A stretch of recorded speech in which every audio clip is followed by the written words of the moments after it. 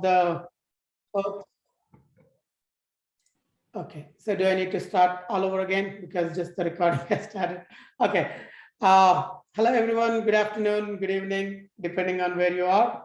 And today we have audience across the globe. So that's because our president, Anjay Chaudhary Lavagaru, is traveling and he's all the way in India attending some events and all that. So thank you for joining us this Saturday afternoon.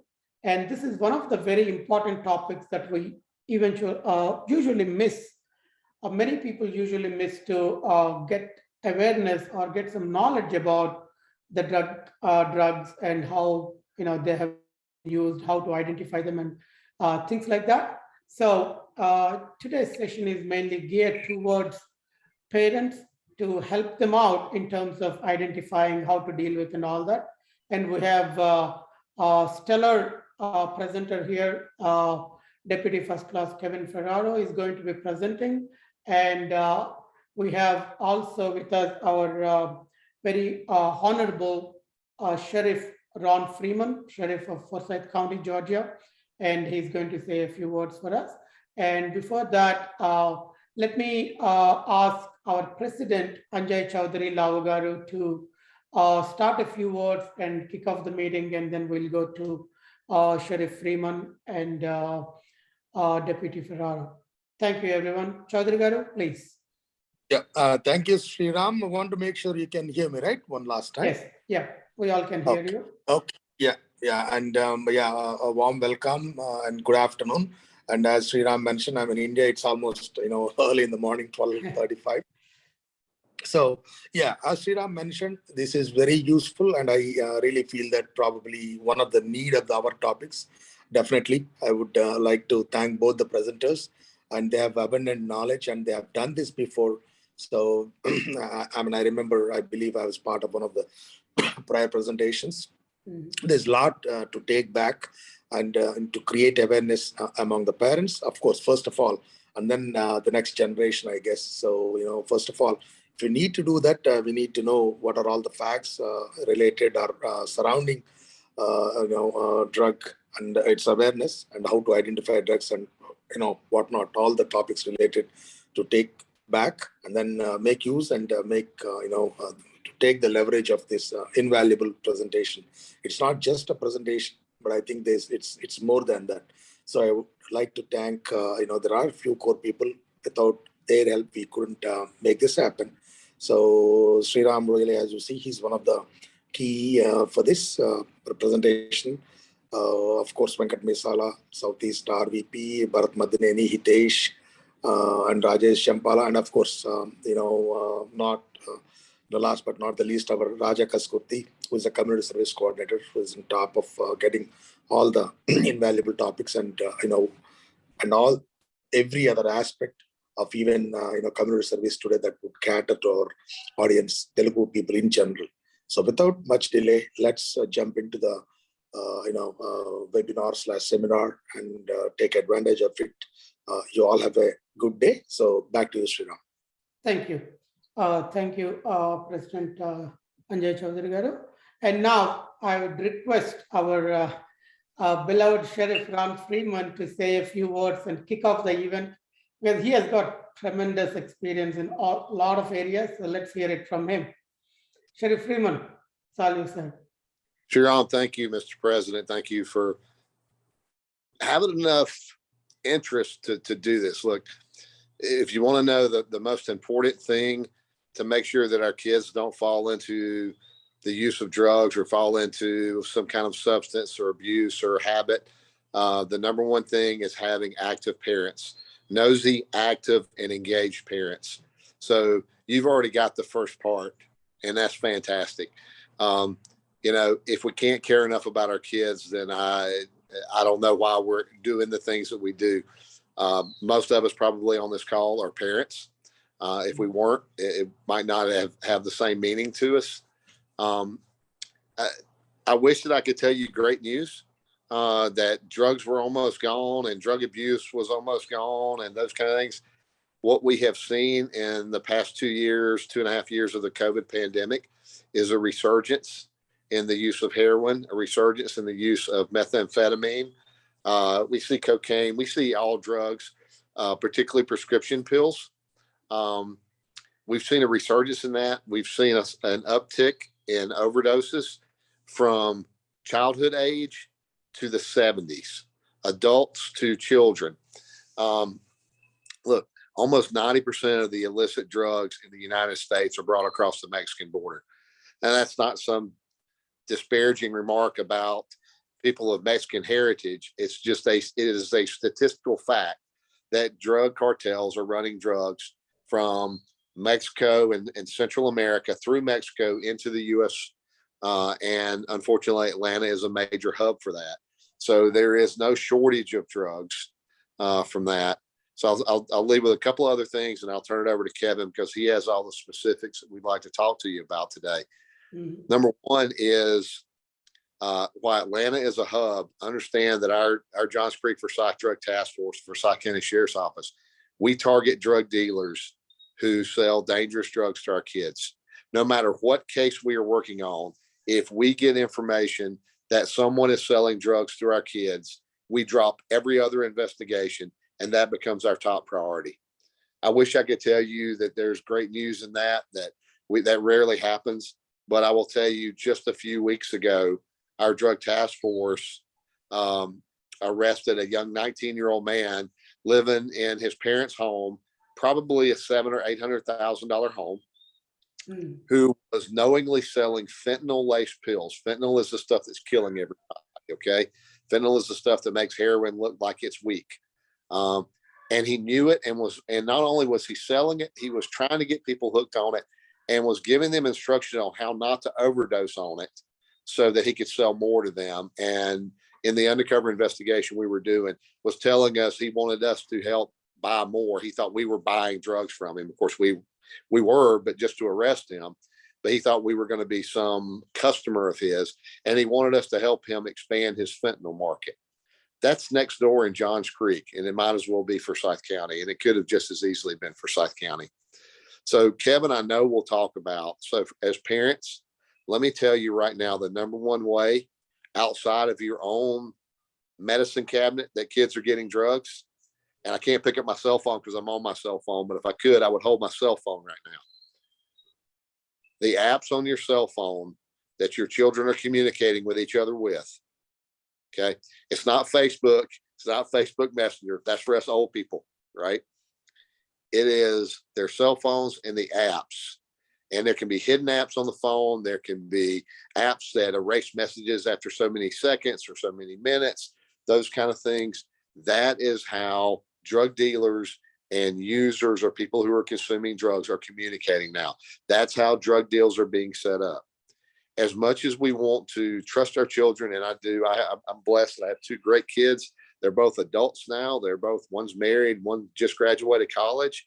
But as much as I wanted to trust them, and I did trust them, it was also my job as dad to be nosy and to make sure that I was protecting them until they were old enough to make those decisions like they are now at 27 and 23 years old. So there was no secrecy of phone. No, that's my phone. You can't look at it. I'm sure, like most people on this call, I paid for their phones. Okay. And if I paid for it, I own it. And so I was nosy. We used a Life 360 app as an accountability. We still, to this day, my grown family use that as an accountability measure. So we know where each other are. So I can see where my kids are if something happened to them, right? If they needed me for some reason, they can see if they're expecting me and they know me as sheriff. I often get called away to things. They can look at the app and go, oh, Dad's still at the office. For us, it was an accountability measure. But when they were younger and teens, it was also an accountability that I knew they weren't where they were not supposed to be. I knew who they were hanging around with. I took an active interest in who their friends were. I took an active interest in their grades and how they were doing in school and how they were struggling or not struggling. The cell phone and being actively engaged in your kid's life is the absolute number one prevention medicine I could ever tell you to make sure that your kids are not going to end up using illicit drugs or having a problem with drugs and alcohol. It is by far the number one thing. So be nosy, Obviously we do it out of love because we love our children, do it out of care, but don't be bashful and not do it because you feel like you're invading their privacy. Okay. Our job as parents is to guide them into adulthood. They may not like it. I wish I didn't have to tell you to do it, but you need to do it because it is absolutely, I would venture, and it is a guess statistically, but it is an educated guess statistically, probably 70+% of drug deals now are made on social media apps. So those are the things that I would strongly tell you to look at what your kids are doing, who they're communicating with, and hold them accountable. And that's just part of being a good parent, good moms, good dads, from those kind of things. Kevin will talk about the trends and things that we can do outside of that, but that's my challenge to you. Get engaged, be nosy, talk to your kids about why you're being nosy. Don't just be a hardcore dad. I said so, and I'm going to do it. Explain to them why you're doing it. And I hope that a lot of kids would understand that we do it because we love them, we care about them, and it's our job to guide and turn them into young and productive adults. And that's what we're trying to do. So I think if we can do those things, then we have a much better opportunity to ensure our kids become what we all hope, which is better than who we are today. Yep. Can you hear me? Oh, Yes. Yeah. Thank you very much, Sheriff Freeman. That's actually, when we think about drugs, we never think about cell phone at all. But the points that you brought up are awesome, and we are already getting questions about the app that you mentioned. So either I will get back to you, Sheriff Freeman and Deputy Ferraro, about those apps that we are talking about, so that we can communicate that to the community in general. Okay. Sure. And I really like your point. Not that as parents we don't trust our kids, but as Ronald Reagan said, trust but verify, right? So yeah, we trust you, but we're just verifying. So having said that, let us leave the floor to Deputy Ferraro because he has a lot of information to present, and I'm sure he's going to awe us with the details and many things more. Okay, Deputy Ferraro, it's all yours. Great. Thank All you, right. thank you, Thank Sheriff you. Freeman. Thanks for joining us. Everyone here today, first off, thank you for having me today. It's an honor to be here with you. Thank you for giving me your time about this important topic. Just a quick brief about myself. I've been serving here in Forsyth County for the last 15 years. It's a passion of mine to come and educate the community. I've been in community relations for the last 10 years. So this is a big part of what I do, is I educate our community on different topics and different safety techniques that we could utilize to keep our community safe. And of course, the #1 community in the US. So again, thank you for having me. I have a presentation. Again, if you have any questions, please engage, just unmute whenever I'm speaking and I'll answer questions as we go. If you would like to save them to the end, I'm good with that as well. I'm on your time and I'm here to answer any and all questions for you. The sheriff hit on it to start the presentation out. I always talk about the perception of what we hear from the general public a majority of the time of how drug deals take place. A lot of people's education in reference to drugs is from TV, Hollywood, stuff like that. And I want you to know those trends have changed. So the drug transactions that we're seeing on our kids, with our youth, our young people, it's not even hand-to-hand transactions anymore. A lot of it goes by trust, and the sheriff hit it. There's so many apps that they communicate on and they talk to each other with their thumbs instead of face-to-face. And believe it or not, even with the drug trade, there's an honor system. So because of TV shows like CSI, investigative TV shows, cops, stuff like that, our young people have taken tune to that, taken notice on how to police work, what we look for. So again, they came around and the dealers themselves have come up with solutions where it's not that hand-to-hand transaction, people running up to vehicles, split second on the corner, whatever it may be, where now they're communicating via, again, social media apps and utilizing drop places within our own neighborhoods. So community centers, it's at our parks, it's over, in the neighborhoods at our, amenities. So the pool house, the clubhouse, the tennis courts, wherever it may be. And also our school age children, they're actually receiving the drugs at school. These dealers are willing to actually drive and deliver these drugs right to the school campuses. So we have had a few of those incidents where the dealer themselves were caught and arrested. But again, once we catch one, we want you to notice several others wait in line to step right up and take that person's position dealing. So that is who we're looking for. So if you see anything that you believe to be out of the ordinary and suspicious in Forsyth County, you're allowed to call 911. Anything out of the ordinary. If they're not committing a crime, they will not go to jail. Okay, they'll have a friendly encounter with one of our deputies. We get information, but we also look to find out what their intentions are. So with that, I'm going to go ahead and we're going to jump right in. Let me get my presentation started and make sure I share my screen properly.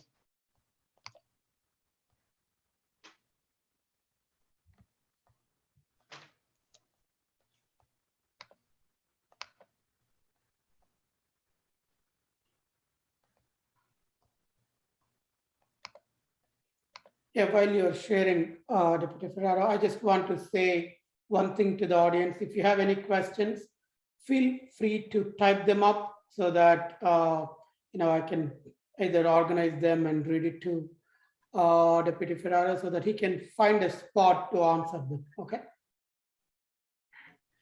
Okay. Does everyone see my screen as I shared it properly? Yes.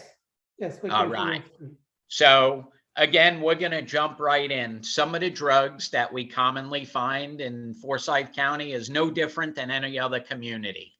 And again, there's no specific order that this is listed, but my goal today is to share with you what we're finding, what trends we're seeing, manifestations, what we see within our youth, again, what we're finding. So this is the list of the types of drugs we commonly see. So alcohol being the leader, first and foremost, most widely drug used out there by both teens and adults. We're going to talk a lot about the e-liquid and the vape products. Unfortunately, that's one of the biggest increases that we're seeing amongst our young people is the vaping. So we have to head it off at the pass and all become educated as parents. The next one is marijuana. We'll talk about marijuana manifestations. Again, this one, we see a huge increase in our young people. I didn't tell you, but I work in the schools a couple days a week. I teach our elementary school students. We have a CHAMPS program, which is a drug awareness, but overall it's about making. I think, are you moving the slides? Because we see only your presentations, the PPT. Just a PowerPoint. list of it? Yeah, we're just seeing your total PowerPoint window. We're not seeing the individual slides maximized. So okay, maybe, let me. Yeah. Are you seeing the list of the drugs commonly seen in Forsyth County? No, we are just seeing the title drugs of Forsyth County. Okay. Yeah. So Because can you maximize it? And yeah, you can click on that presentation icon right next to the bar. Down. Yeah. It's in the bottom. Let me click on here. Okay. So I'll stop it and reshare it and tell me if you see it again. Mm-hmm. So we want to see it all.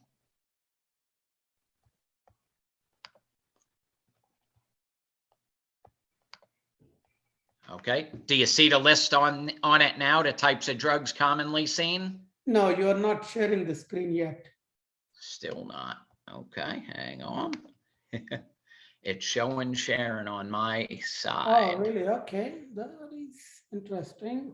Okay, let me go here.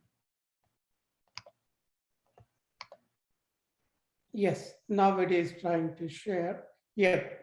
Now, can you Okay. click on that presentation icon next to the bar? You see that 62% down under to the lower right-hand corner? Okay, I see. Yeah, come down. Yes, come down. Little bit. Come down more. Yeah, that icon right there. That's the battery, No, Microsoft no, Edge. not there, not there. If you go, The come one that says more. to your right, go little bit to your right. Yes, this icon. Now, Okay. you see little bit down. How come you are not seeing that we are seeing? It's a glass icon. It's a glass icon. Looks like a glass, but it's a presentation icon. Yep, I don't see it. Let me Oh, go into more. Hang on. oh, that is I a got breakout rooms. oh, maybe you're sharing it. Do you have two monitors or something? I have no idea. So this is my work laptop. Okay, Maybe okay. Yeah, they're if not it is letting me. laptop. Yeah, Deputy Sheriff, like, can you go to the top, like, you see the top, like, the, First one from beginning. yeah, under the First file, icon to your under the left. file, On the left side? Yeah, first right icon. top corner. Yes. Yeah, click that, please. Yep, I got one enabled encryption with an exception. Let's see what that says. Oh, you're getting that's why. Okay, or else you can try clicking that from current slide. Okay, let me jump on my PowerPoint from current slide. Yes, yeah, can you click on Did it? it go full screen now? No, it did not. Still But did not. Two screens, two monitors.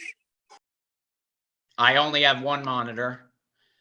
So I got to click back into the PowerPoint to show the PowerPoint. Okay, Let's do one see. thing. Do one thing. You see, like, always use subtitles on the right-hand side. Okay, let me come Okay. back in. I see live transcripts, reactions, and then a more button. no, No, on in the that PowerPoint. window to the right hand, there's a small right hand menu where it says always use subtitles. To the Okay, right, it to your right, shows- to your Screen right share. in the PowerPoint window. You can close that. Okay, Yeah, you can close that. Okay. yep, Now, That yeah, would now, help. yeah, Yes. now when you go to the next slide, right? Maybe you can click on the next slide and start the presentation, like whenever you want to move to the next slide. yep. Yeah. Okay. Now you can start that. You can click on that first icon, then it will take you to And it will go presentation through. mode.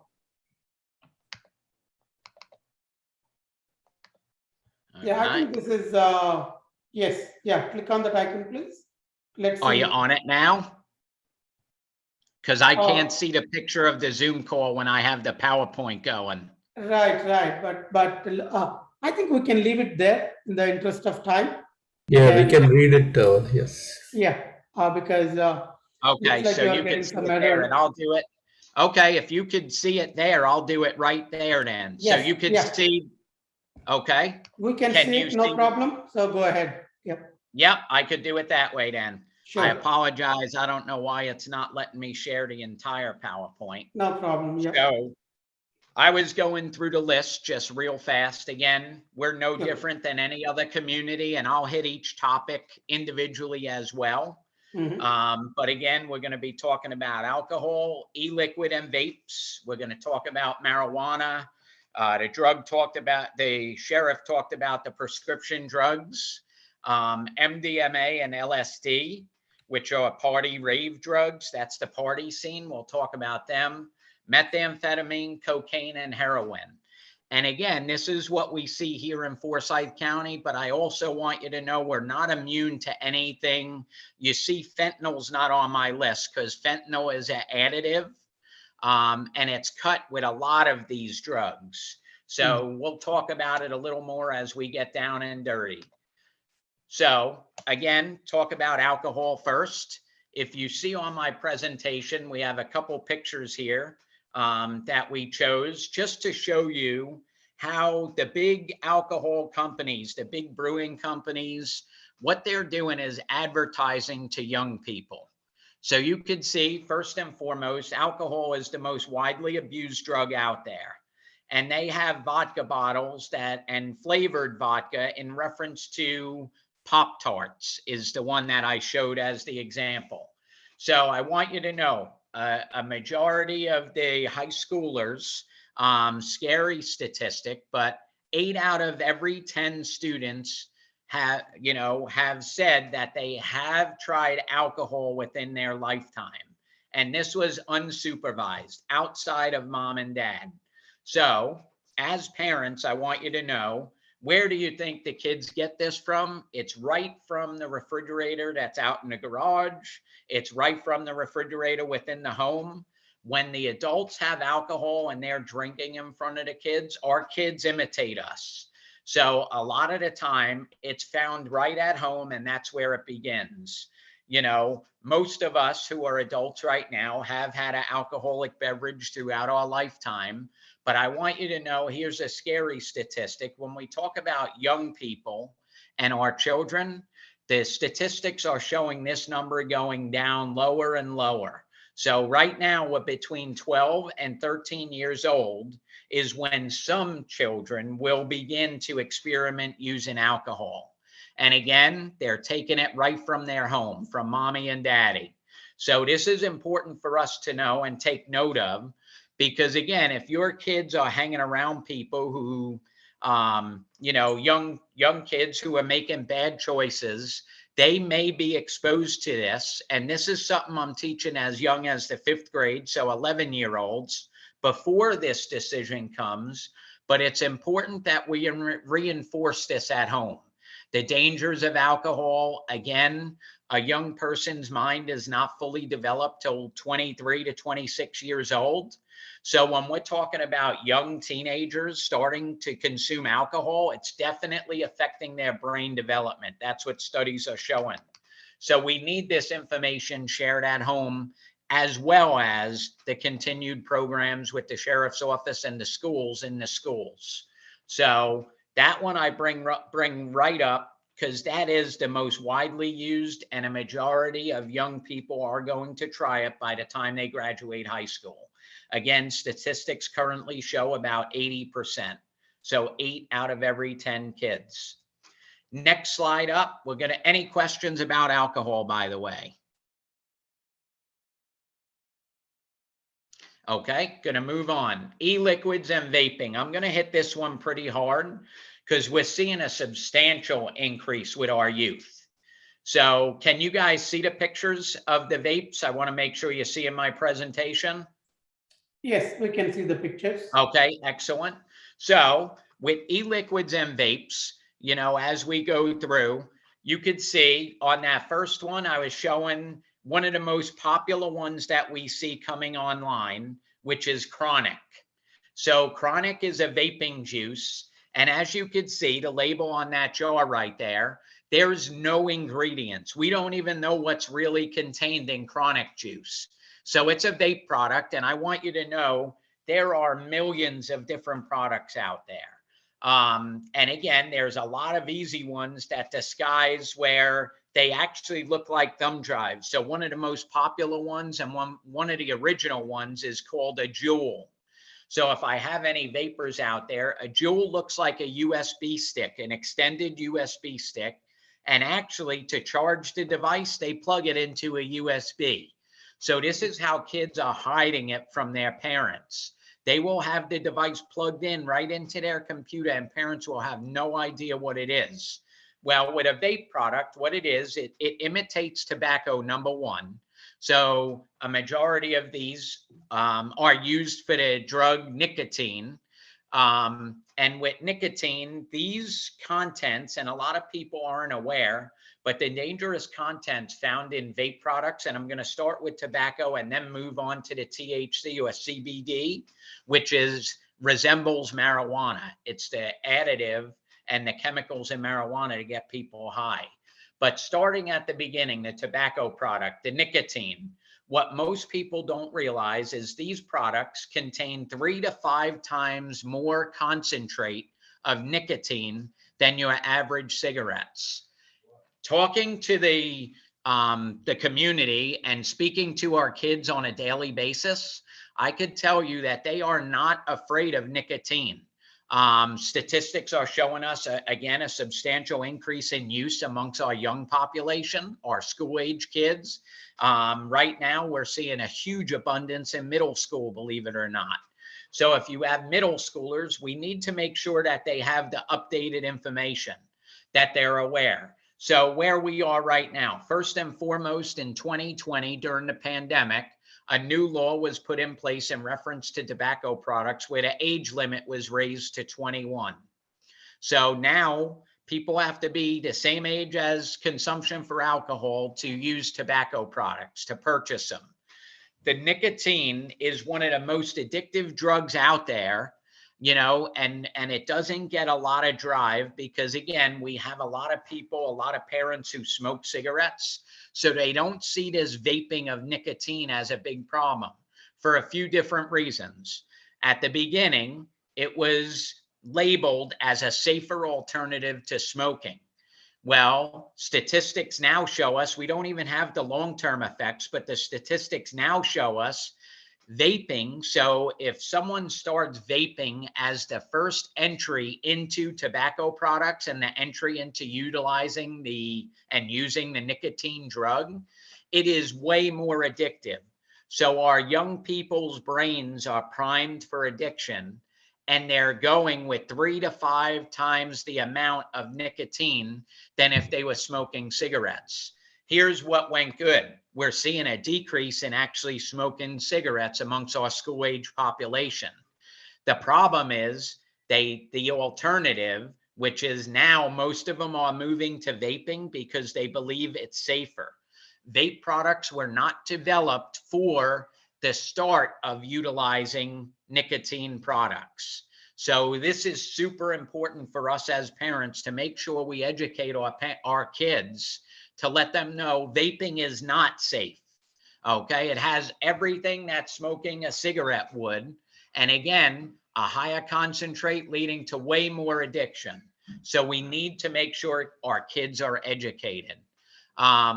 We have pre-filled cartridges and reservoir style cartridges. And basically what the difference, the reservoir style cartridges can be refillable.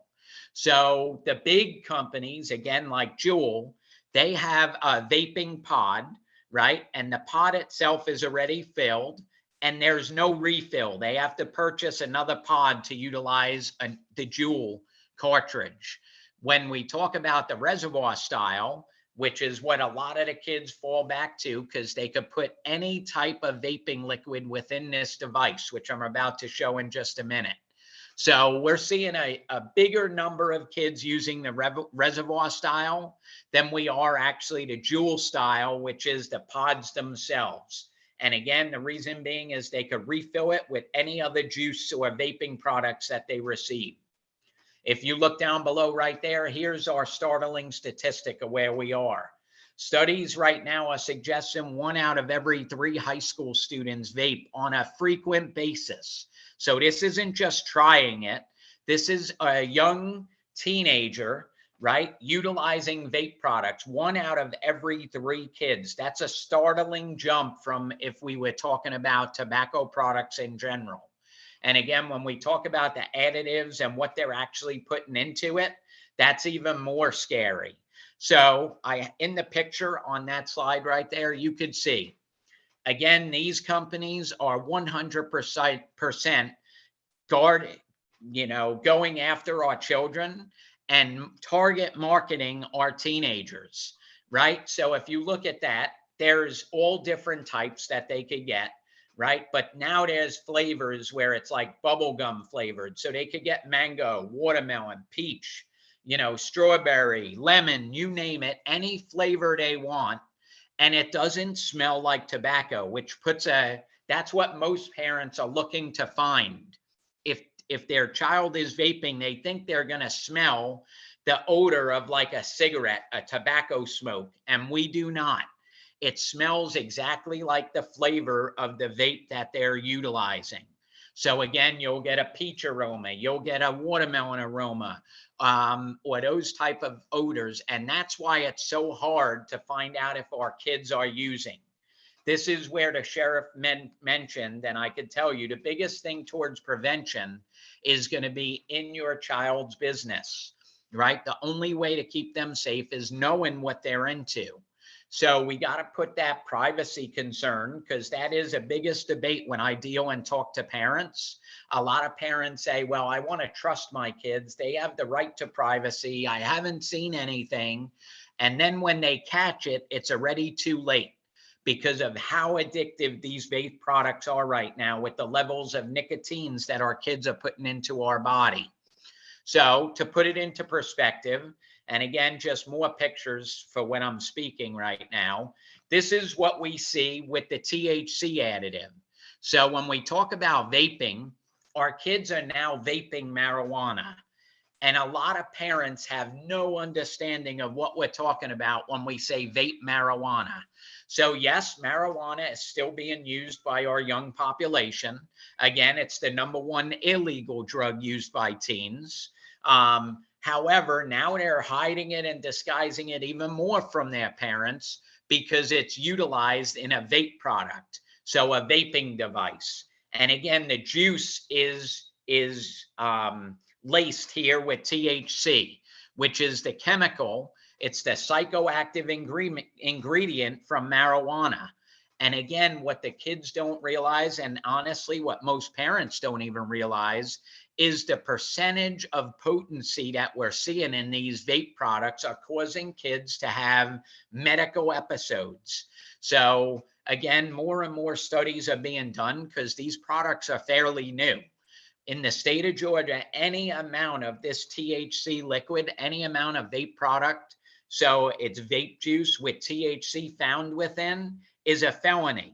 It's considered a level 1 substance in the state of Georgia. So, and with that being said, a felony is a more severe crime than marijuana itself. And the reason being, the reason our lawmakers did that is because of the dangers that this product presents to our young people. When we talk about vaping, and it's hard to see on the pictures here, I'll bring up another one where you could see potency. But the marijuana that kids are smoking, or like the sheriff said, the marijuana that is used here in Forsyth County, a lot of it comes from Mexico. And the average THC level on physical, the plant marijuana that is actually smoked, the THC percentage is anywhere between 20 and 35%. Well, when we talk about these vaping THC products, so the vape liquids containing THC, we're seeing up to 98 and 99% concentrate of THC, which again is the psychoactive ingredient from marijuana. So it causes psychotic episodes along with psychosis, a super dangerous thing. And again, how I like to explain it is our kids are overdosing when they're using this stuff. They're putting so much THC into their body at one time, their body doesn't know what to do. Some kids lose consciousness for, a minute or so. They'll pass out. Other long-term, problems is we're seeing nausea. We're seeing, the upset stomach. We're seeing a lot of the psychotic and the psychosis episodes that come along with this because of how concentrated and how much THC these kids are putting into their body.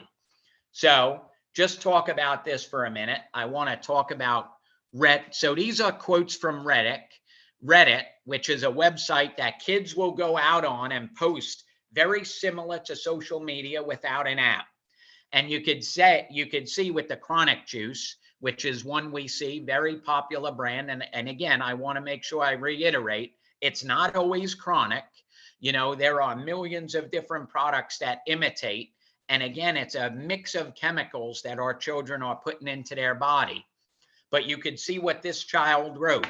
You'll get withdrawals for sure.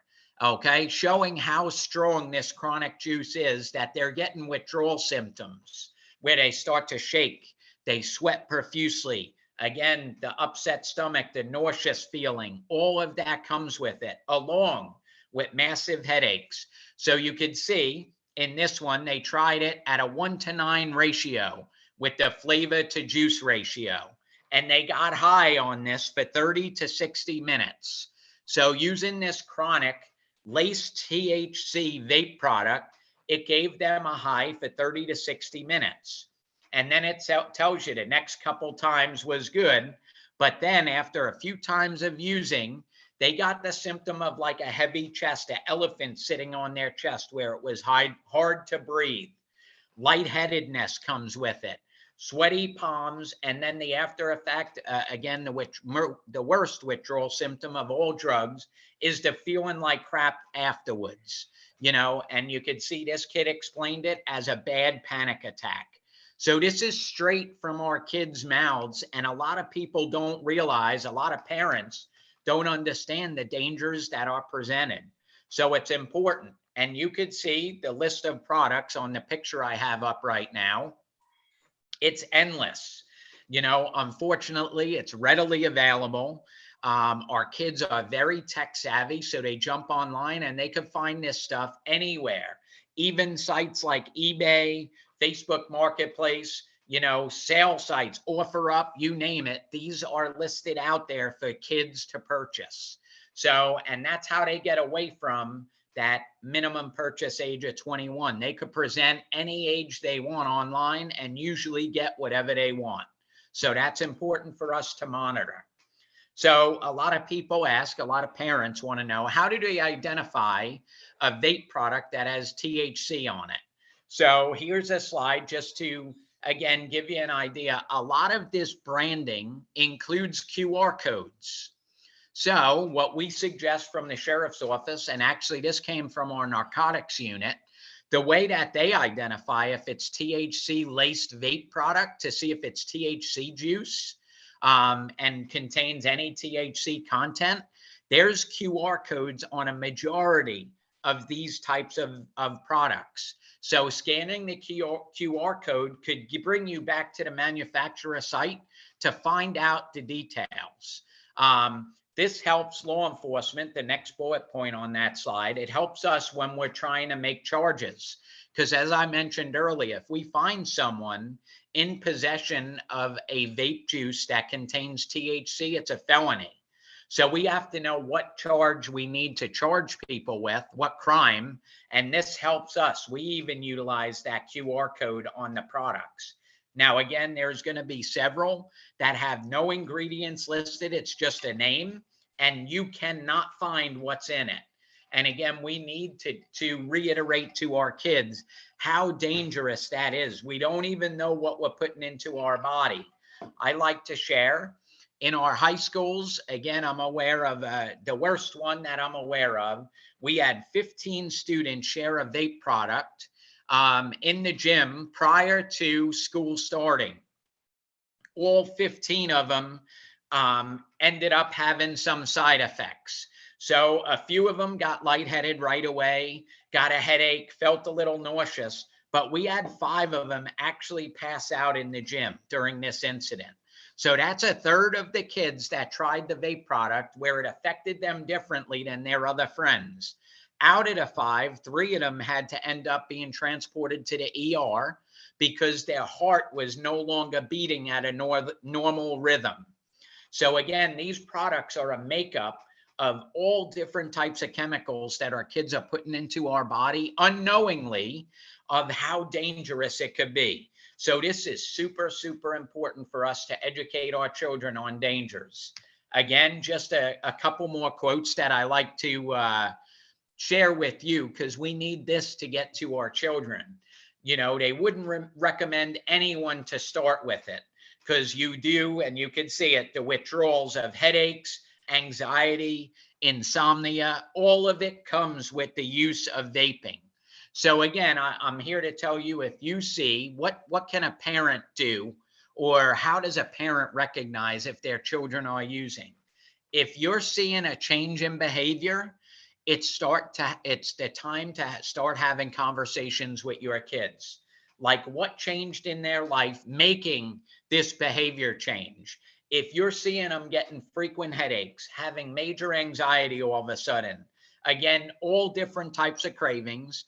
And again, this is only an indicator. So I don't want to make you believe just because we have that, it means it's drug use, and it's not. You know, there are other reasons why people may have this. Again, if you have teenage boys, they're eating you out of house and home. That is normal for growing boys and girls, right? So I don't want you to automatically assume it's drugs. But if we see a bunch of these indicators going on, a lack of social interaction, right, where they start becoming withdrawn themselves, not worried about hanging out with their friends, playing sports, school becomes secondary. If we start seeing real behavioral changes, that's when the conversation needs to start. Very, very important. You can see why kids use it. They get an intense euphoria, which is a high feeling, for about 10 minutes. And then 10 minutes of a relaxed vibe, right? And you can see it's just chilling.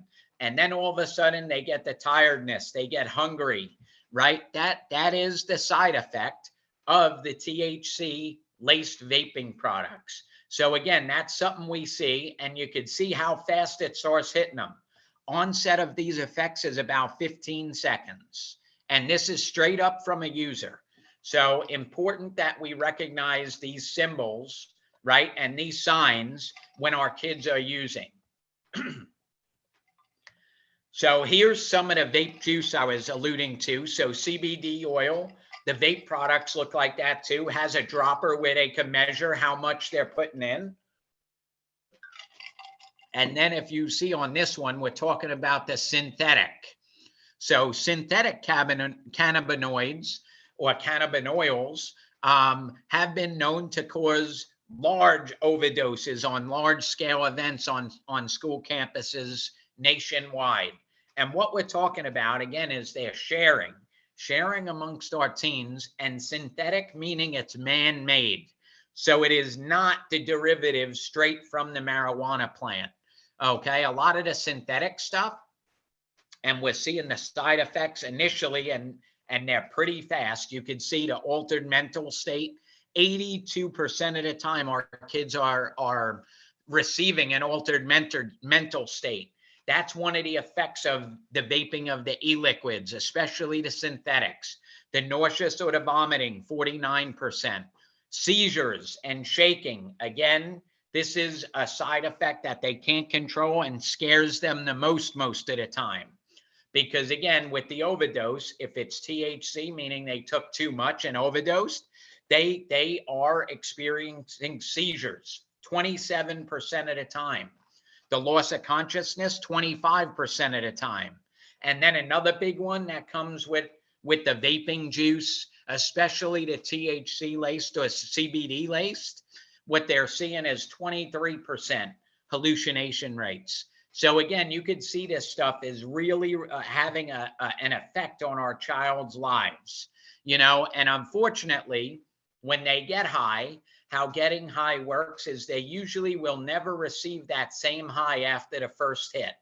So they'll get high and they'll always try to attain that certain high again with never reaching it, especially when we get into our more illegal and illicit drugs. But with this concentration of THC and the overdose, it's going to be the same, 98% THC. So again, super, super important. Going to lead me right into the next topic of marijuana. So you could see the sheriff talked about being in your child's phone, being in your school-age child's telephone to see what they're into. And this is on their apps, on their text messages, all of it. We need to monitor everything as parents to keep them safe. So you could see on the list right there, here's what it's called, marijuana. And yes, they may be blunt and call it marijuana or MJ, but they could be disguising it. So if you read it, they don't know, you don't know what they're talking about if they use the word bud or headies or green or skunk or mids. That's all, excuse me, all alluding to marijuana. Pot and weed are still the most common. And yes, your children are texting that. They're not even trying to hide it.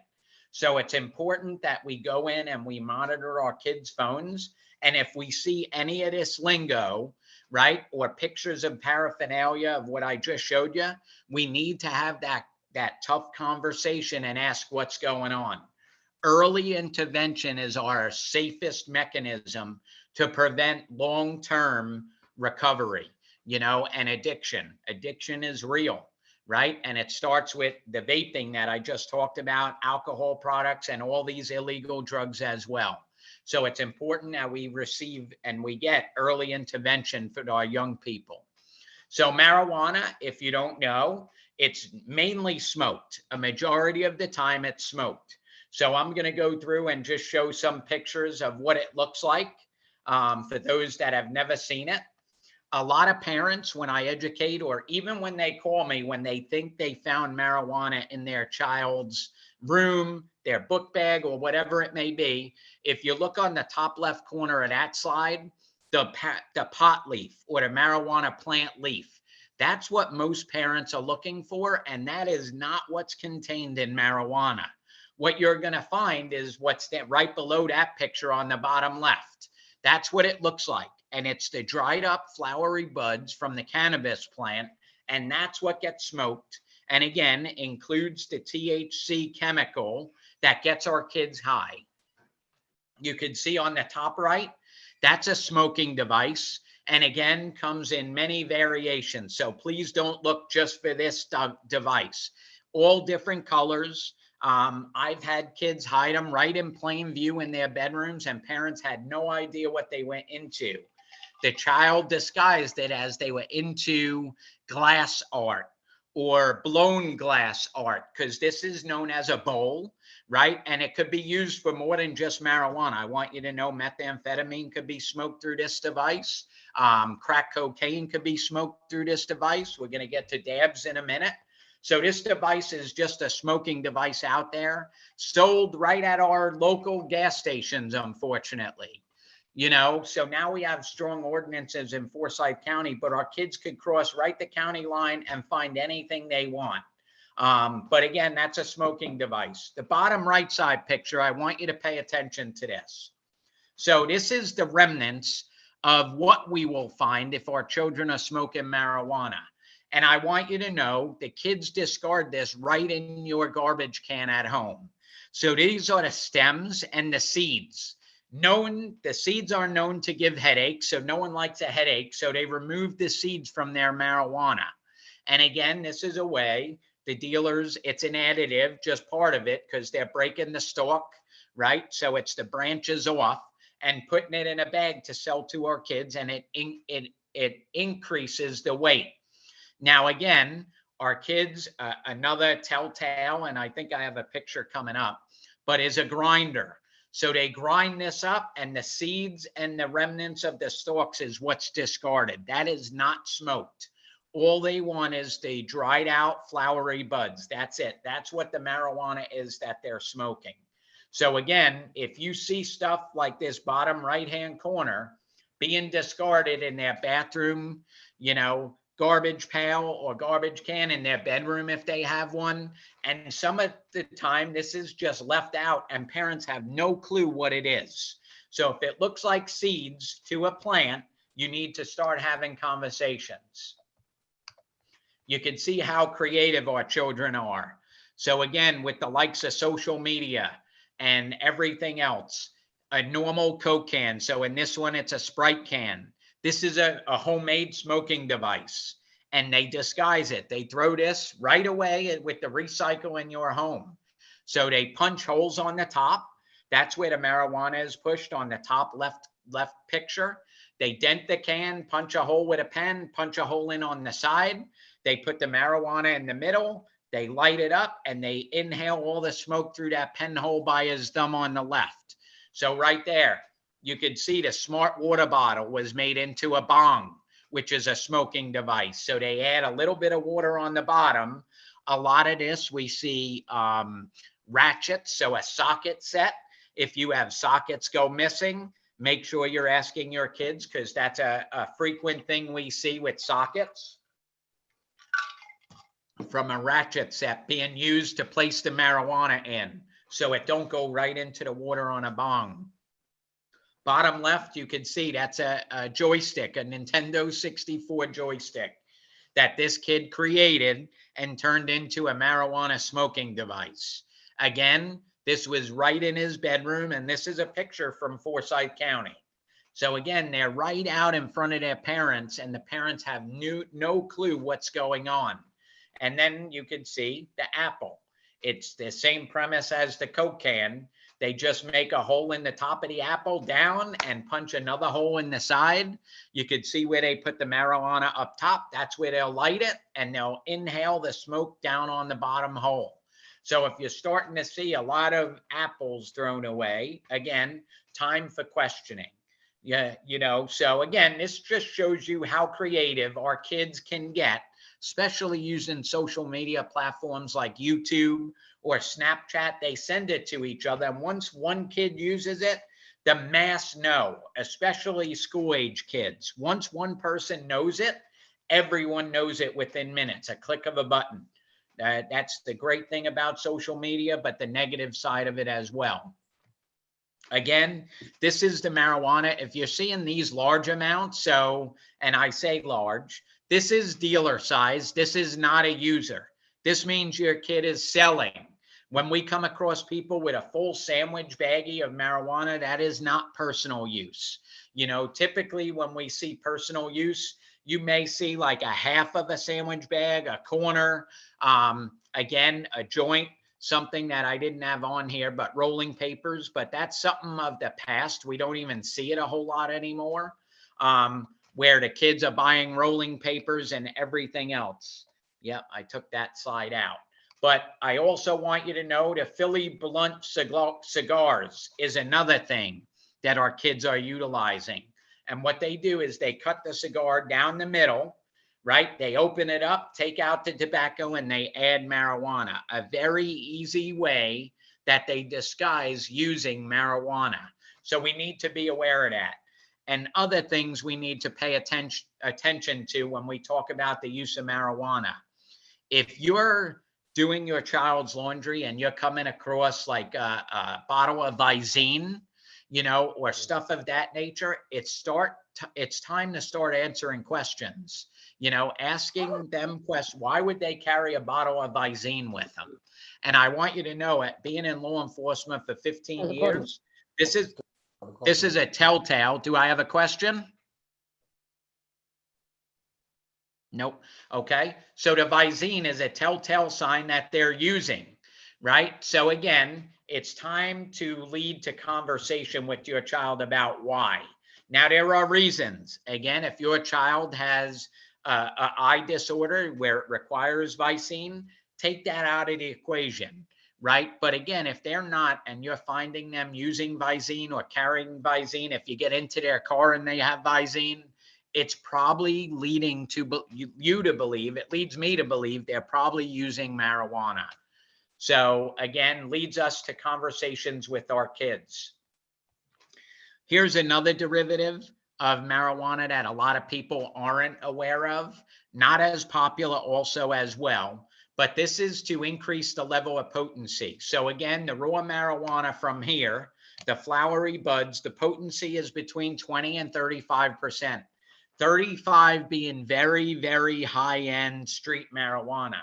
When we talk about the BHO, which is the butane hash oil, another name for dabs or wax or shatter, if you see that in texting or social media platforms with your child, you know, this is what it looks like. And it's a more potent form than the marijuana plant.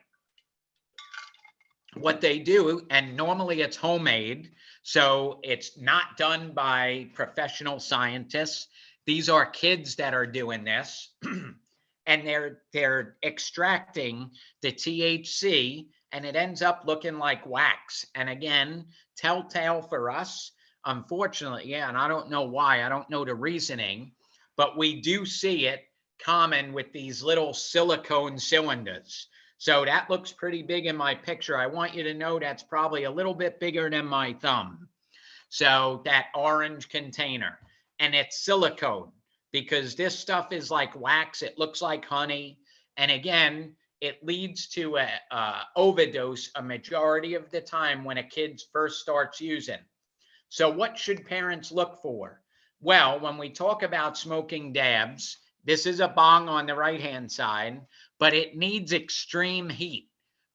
So if you see your kid not with a regular lighter, but they get these like what's it called, lighter, the ones that have the, and again you could see it, it looks like a gun in this picture, for extreme heat. It's almost like a propane. The miniature propane tanks we have seen used by our young people, you know, like a blowtorch. It's the torch lighters. That's what I was trying to find. The torch lighters that our kids are using to smoke dabs. Again, I want you to know these are not as common as, number one, the vaping THC, or the THC, the marijuana in general.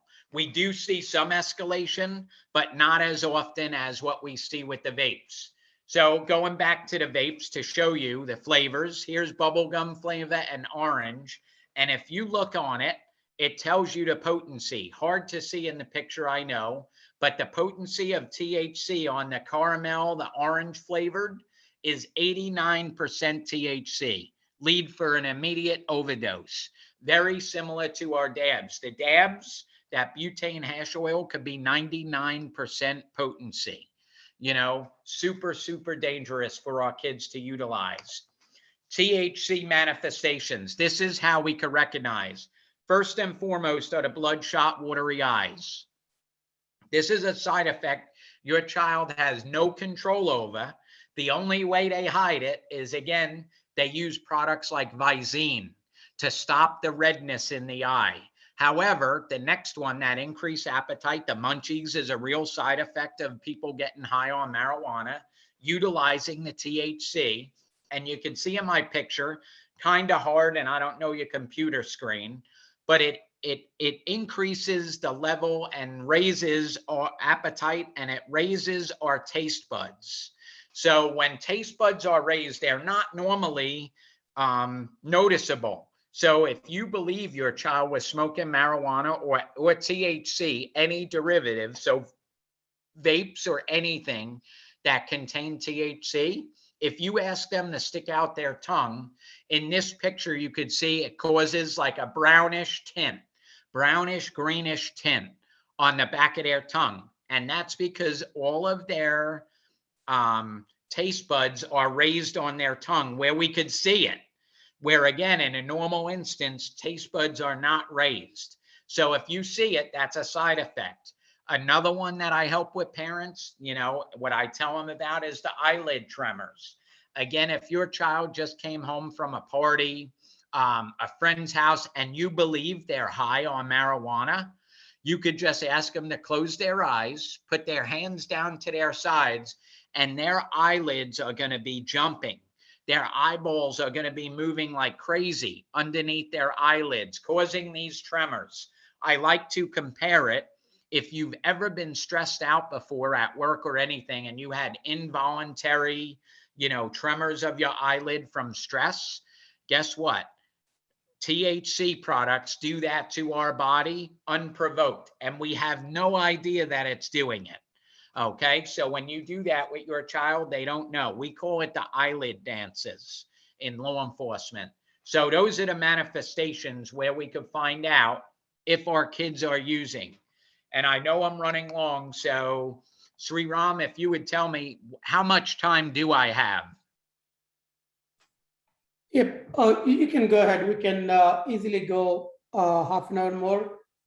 Okay, Yep, perfect. And I'm getting through because those are the main ones Mhm. that we're seeing with our school age kids. We're going to get into the harder drugs now.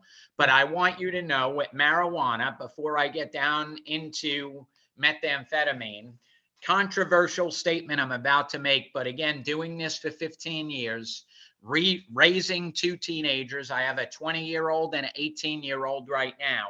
You know, having it, unfortunately, my brother is in recovery, seeing it in my family. But with my experience, I can tell you by far, I work with people in recovery on a daily basis. They help me with education and understanding. And marijuana is definitely a gateway drug. So I want to make sure I'm clear when I make that statement. I'm not saying everyone who tried marijuana is going to move on to bigger and badder.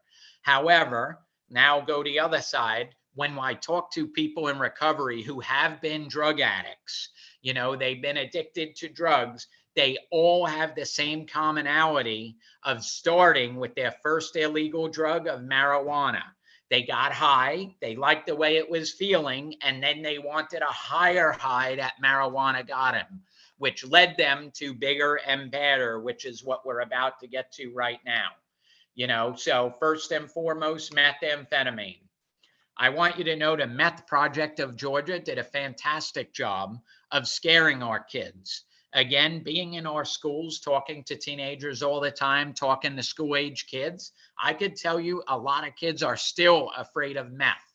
And again, if you turn on your radio, those commercials are still out there about the Meth Project.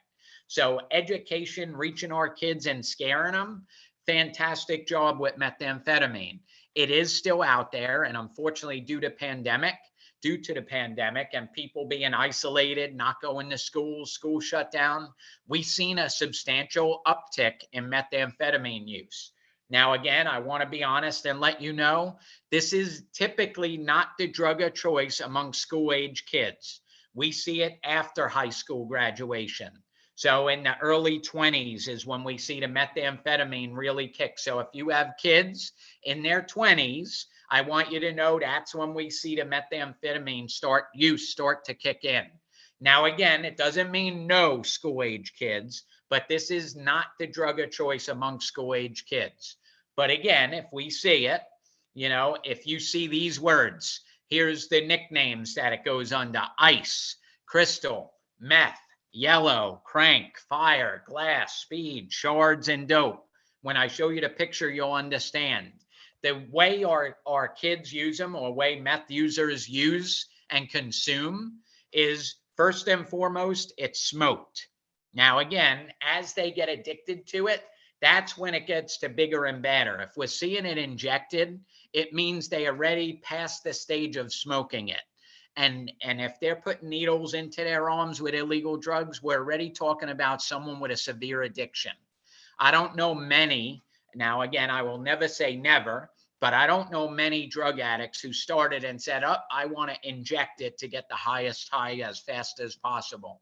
It's usually an escalation process. So again, with that being said, a majority of the time we see it smoked.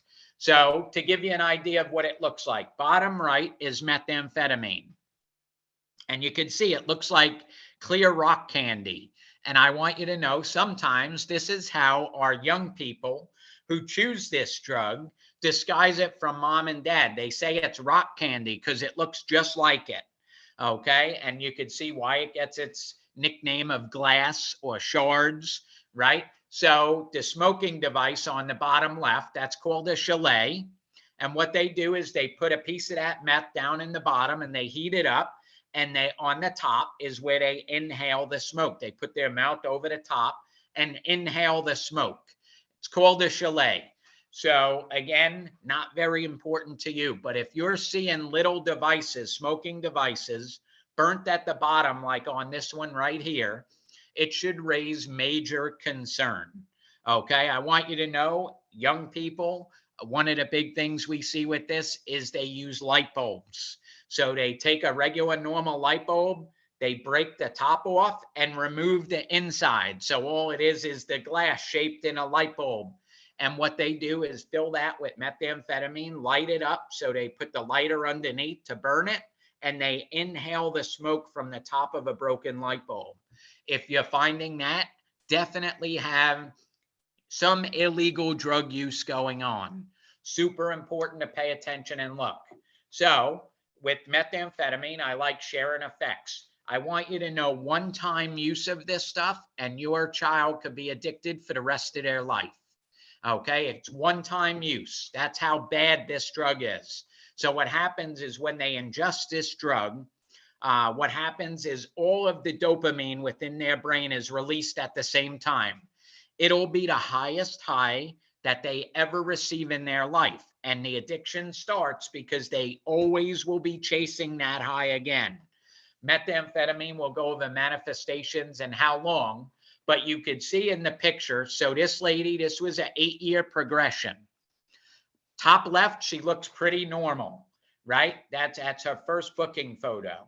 And then through an 8-year time frame, you could see where she started and where she ended up becoming a meth addict, right? Methamphetamine. So again, you could see it sucks in the body and the people lose interest in everything in their life except getting their next high. That's how addictive this stuff is. So it's important for us to know, because again, if you're seeing that behavior from our child, we need to get them help and into recovery as fast as possible. Hopefully, again, everything that I'm sharing today, I hope most of it is never used, right? Especially with these stronger drugs, because if we're getting into use of methamphetamine, cocaine, and heroin, means we really, really have an addiction problem. Addiction is real and it's a disease. So these pictures right here, again, looking at who are dealers or how they're enticing children to use. The bottom right used to be, this is a few years old, this picture, but it was here in Forsyth County, sold as Strawberry Quick, knowing it was methamphetamine. So I want to break that myth right now and misunderstanding. A lot of parents are under the impression that our kids are deceived into using drugs.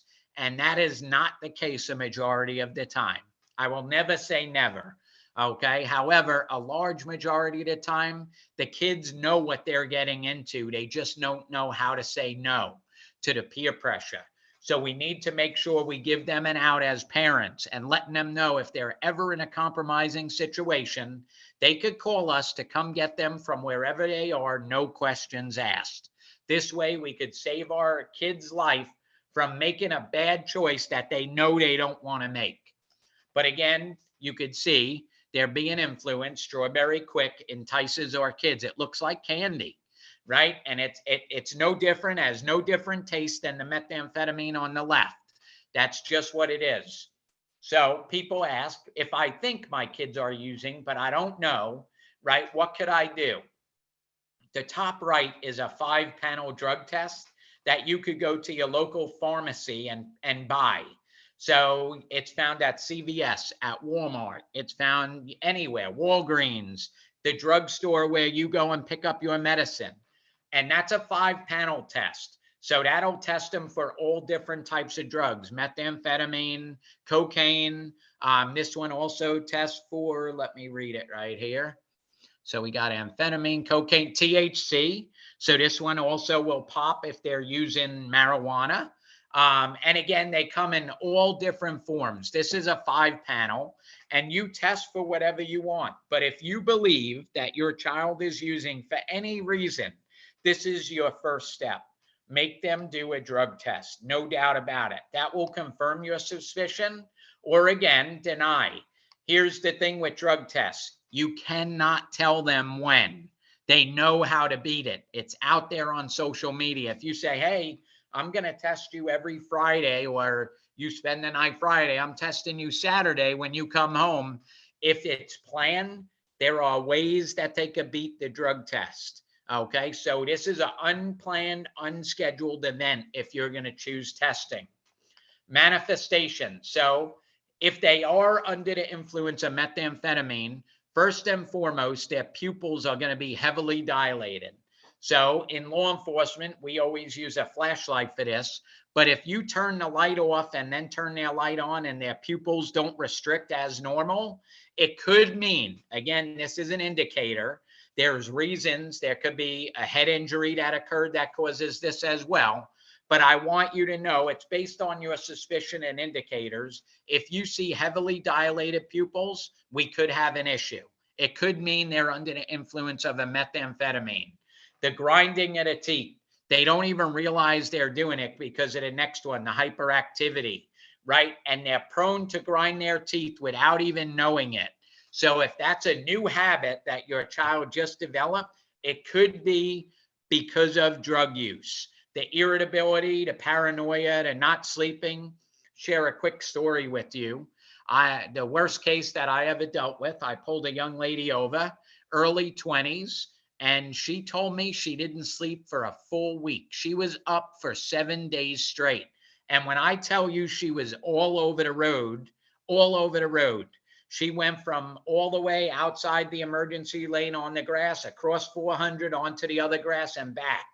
And when I pulled her over, she couldn't stop moving. So that hyperactivity leads to they can't sit still.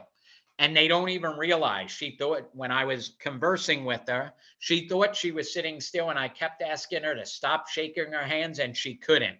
This is a side effect that they cannot control. So again, eyes never lie. So always check your children's eyes. That'll tell a story, and then make them tell you what they've been using. In this case, it's dilated pupils. And you'll find a lot of the drugs we talk about have very similar manifestations. Next one we're going to talk about is cocaine.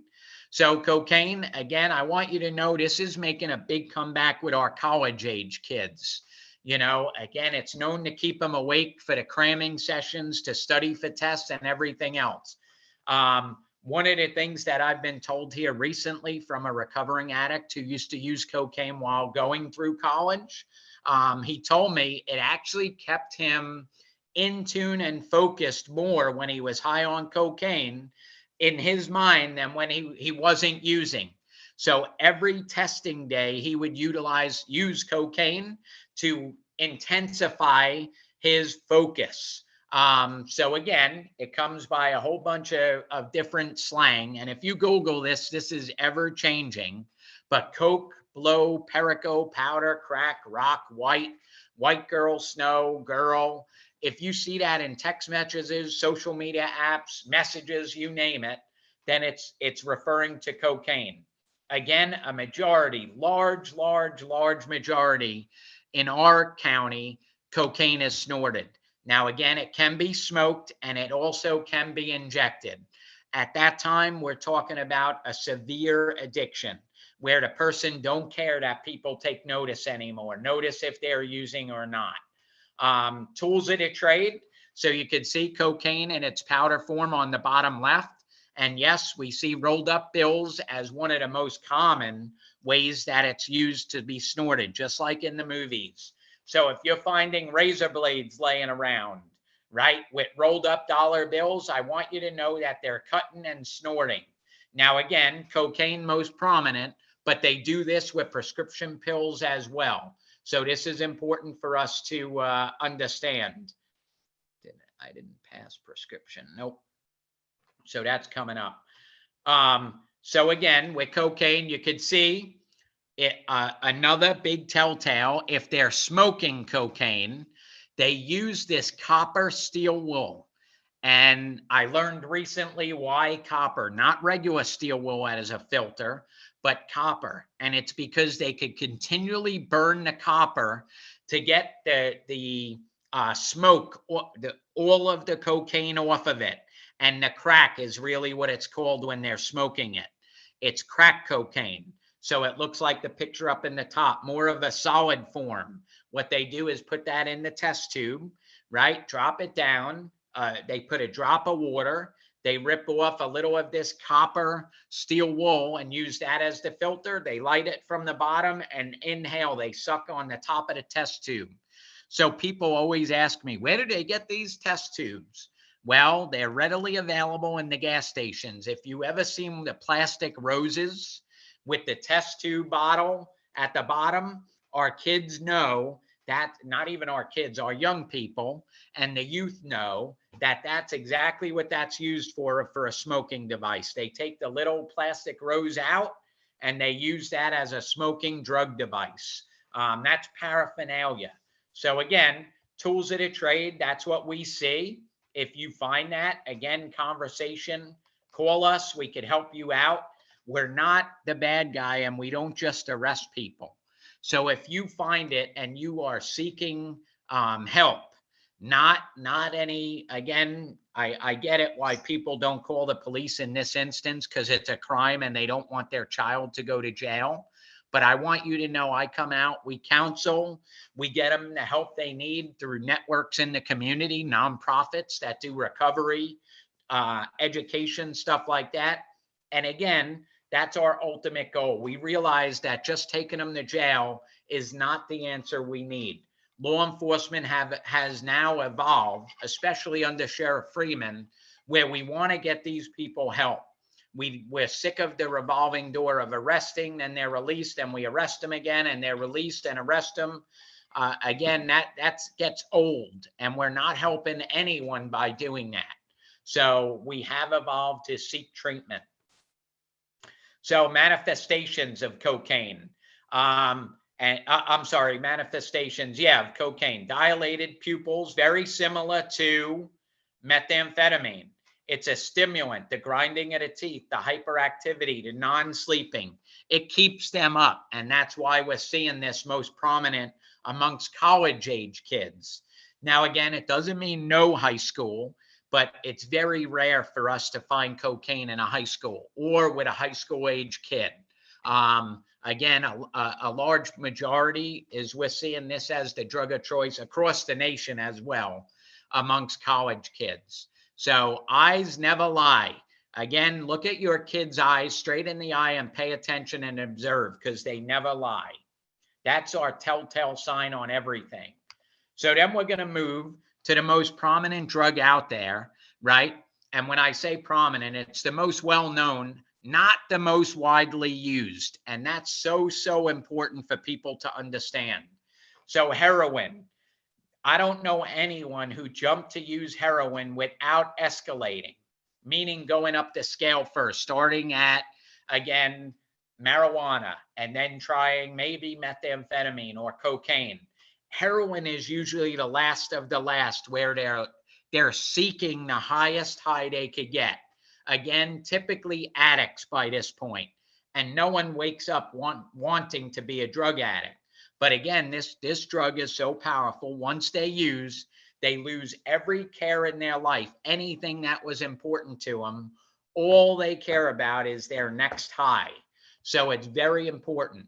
Again, you could see the nicknames up there: boy, brown, tar, bird, China white, and dark, similar to what we heard previously. And a lot of them are synonymous amongst drugs. Dope, for instance, right? Methods of consumption. Again, this is snorted, smoking, and injected as well. And again, we see it in all phases. So we see that consumption. All three of those are used in a variant. Again, if we see injections, they're in full-blown addiction. But our youth knows how to hide it. This is a Schedule I drug with no medicinal purpose whatsoever. So a lot of people don't know what it looks like. So this is important right here. The bottom left is pure. So that's pure heroin with no additive. And unfortunately, what's most dangerous about this drug, by itself, it's strong enough and potent enough to kill someone. Well, unfortunately, the dealers are mixing lethal doses of fentanyl in with this. In along with every drug I talk to today, I want you to know fentanyl is being laced with marijuana. So it's being put in there to give people a higher high and hook them. And again, 4 out of every 10 doses of fentanyl are fatal doses, meaning causing a fatality, killing people.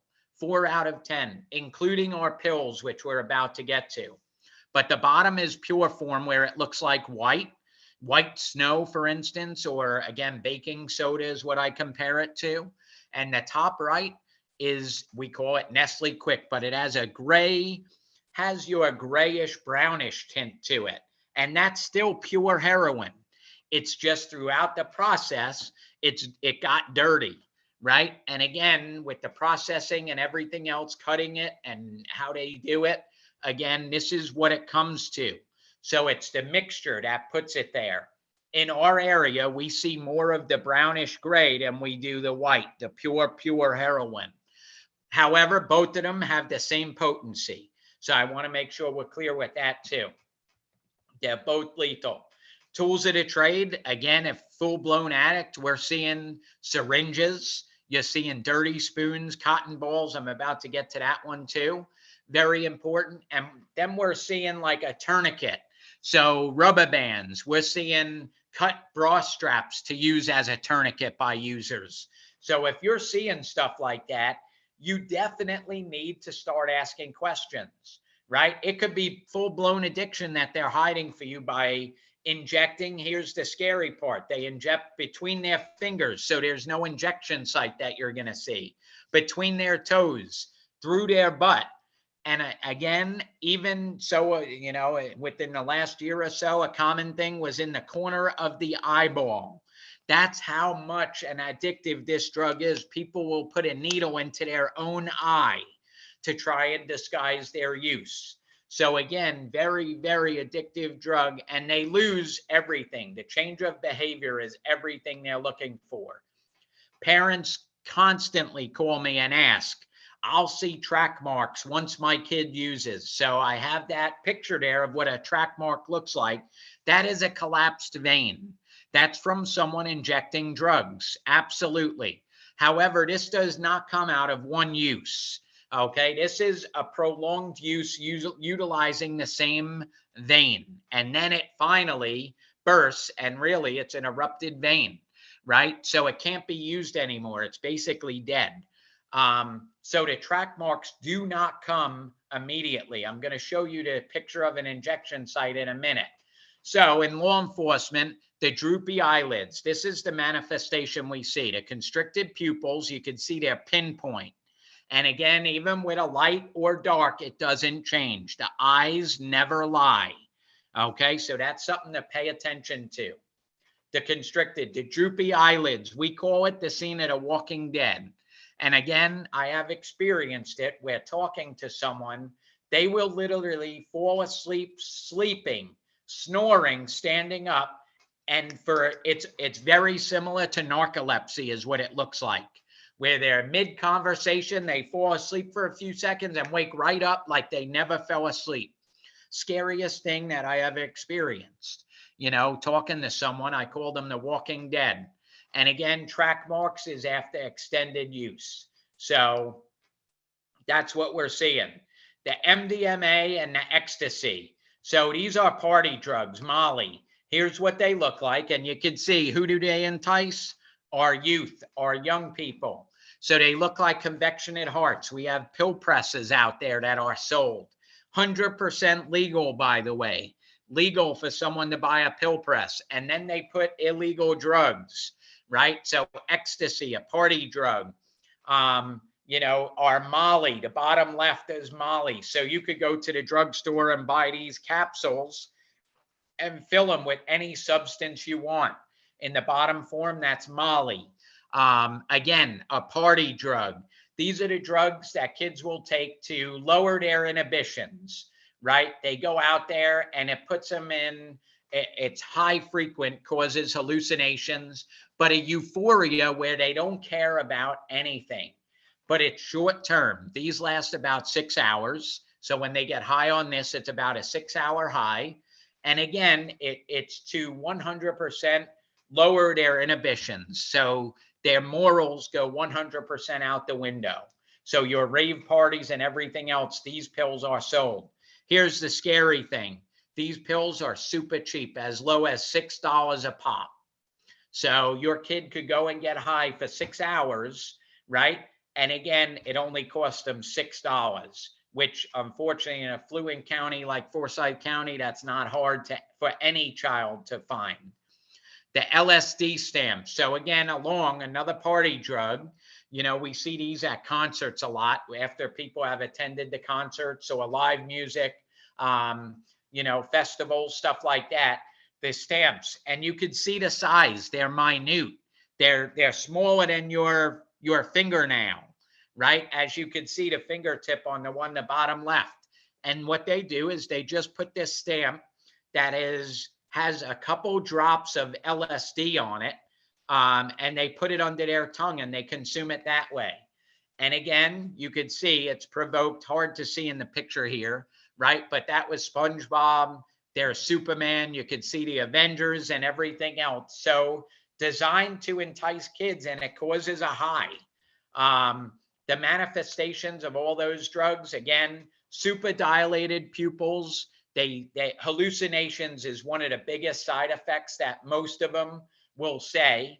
And when we come across people who are under the influence of these drugs, the party drugs, is they'll really think something's going on right next to them. The blue devil or the bugs are chasing them, right? The house is moving, the house is walking down the block, stuff like that. Real severe hallucinations. They sweat profusely. That's not on my slide here, but I want you to know it raises the blood temperature. So our body temperature goes through almost like if we had a fever. And again, with that causes profuse sweating. Again, a telltale. If it's freezing outside, I know we're coming into warmer weather, but if it's freezing outside and your child is wearing a t-shirt and shorts and still profusely sweating, probably under the influence of one of these drugs, unless they have a medical disorder. So last but not least, we're going to talk about prescription drugs. This is real important because we play a vital role as parents. Most of our prescription drug abuse happens because of the readily available drugs right from home. And we see our kids taking them right out of the medicine cabinet at home and bringing them either to parties, to schools, to wherever, and sharing them with other kids. Vital step for safety is if you have a medicine cabinet, number one, if you are ever given a prescription drug and you're not going to utilize it or it expires, get rid of it. And we have drop boxes at our precincts open every day, Monday through Friday, and the jail is open 24 hours a day, 7 days a week. So if you have any expired medication in your home, you need to get rid of it because this is the leading cause for prescription drug abuse. And again, during the escalation, I want you to know prior to going to the harder drugs like methamphetamine, cocaine, or heroin, we do see kids using pills. This is something readily available in the high schools because it's so easy to take from home. So very important that we play our part and get rid of any medicine out of our medicine cabinet. Again, it varies in class, hypothetically and theoretically. A Schedule 1 drug has no medicinal purposes. And in Georgia, they're scheduled up to a Schedule 5. Schedule 2, highly addictive, but has medical use. So again, the schedule refers to, number one, how addictive that the drug is, and if it has any medical use. So Schedule 1 to Schedule 5. That's important for us to know. So I told you we were going to see an injection site. This is after a child or a young person starts consuming prescription drugs and gets addicted, they will start shaving him down and ultimately injecting before escalating up to a heroin, so to speak, for instance. So this is exaggerated. Again, this picture is blown up because a needle entry into the body is so small. But I put it up to show you this has been an injection site for a time period now where it already developed a scabbing around where they inject. So if you start seeing this, especially in the crease of the elbow on your child's forearm, this is important for you to know because guess what? That means they're injecting, they're using something. The escalation of pills, again, in this one, you could see it.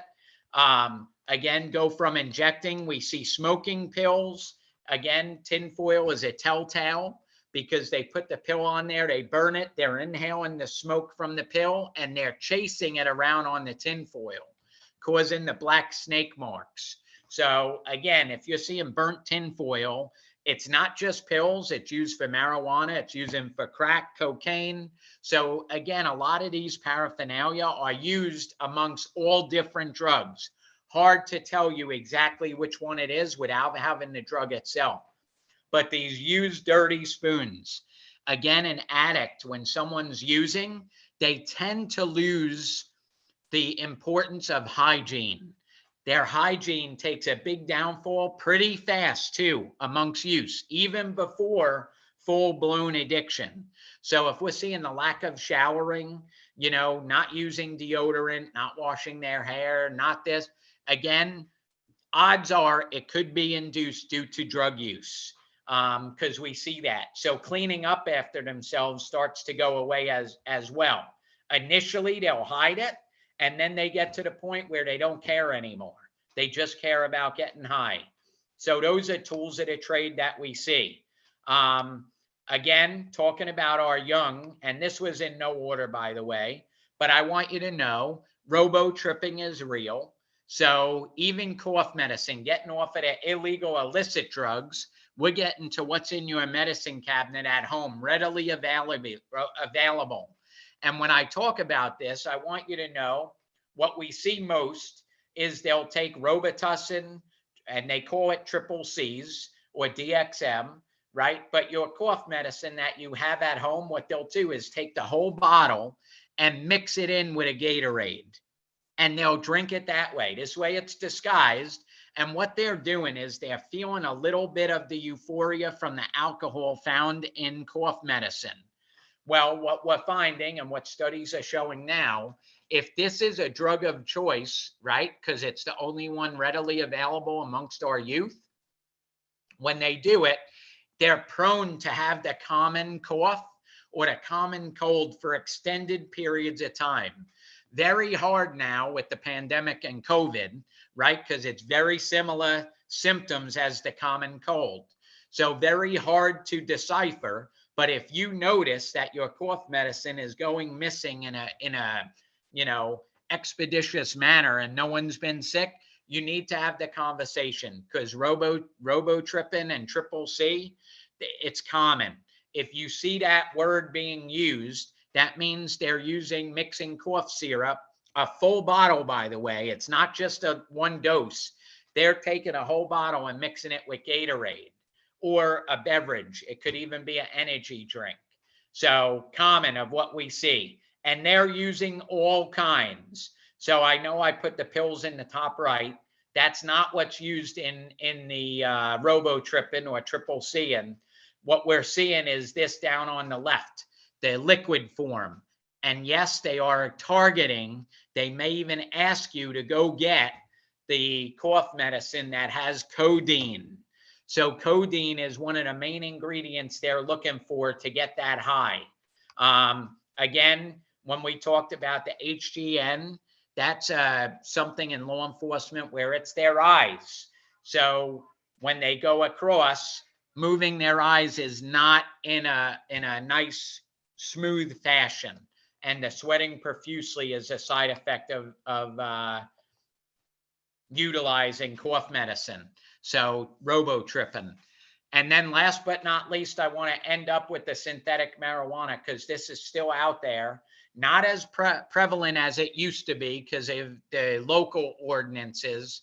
But if your kids commute or have access to vehicles right in Cherokee, right in Dawson, and right in Fulton, your kids could readily available get this. One of the most prominent ones was Spice. Again, there's a million of them out there. And this is a man-made, they sell it and market it as a potpourri, knowing that our children are smoking it because it imitates the effects of marijuana use. So it's synthetic.